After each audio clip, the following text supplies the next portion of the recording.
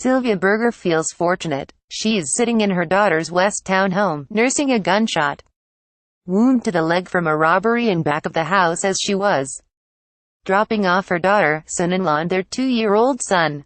The gunman ran off with her purse instead of running inside the home where her family was, and the bullet missed her newly reconstructed knee. "You see in a heartbeat how fast something could happen," said Berger, 69. "He could have walked through into the garage into the house and up. It could have changed radically." Berger, visiting from Utah, had just picked up the family from Midway Airport after a 2-week Jamaican vacation.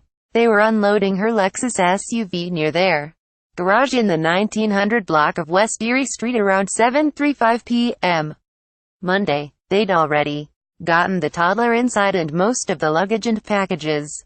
Berger said she went out to the car one last time to grab her purse and a shoulder bag, and to move the SUV to the street. She noticed a minivan parked in front of her and a man standing beside it.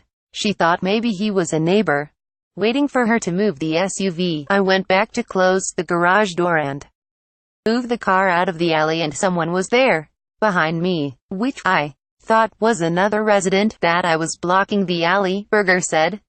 "As I came around the front of the car, he was running toward the car and going to jump into the car to reach for my handbag. I tried to close the door on him. I just started screaming for help.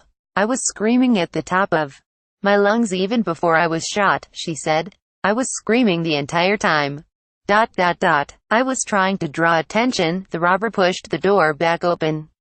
He was a strong man. I guess he was not all the way into the car.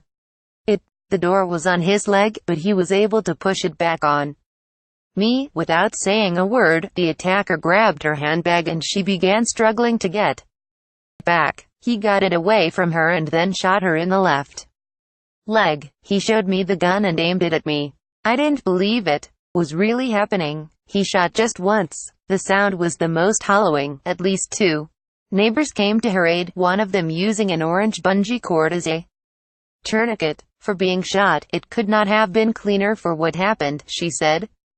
"It went sort of in like an 11 o'clock to 5 o'clock angle. It didn't hit my knee or any arteries." Staffers at Stroger Hospital told her that one person died last night out of the 8 that had been brought in. "I'm so fortunate. A lot of people are not," she said. "I'm from the mountains in Utah, a very small town. And it's not an excuse. Things can happen anywhere or anytime, as we see during the day on the news. You don't think that it's going to be you. You need to make each day count."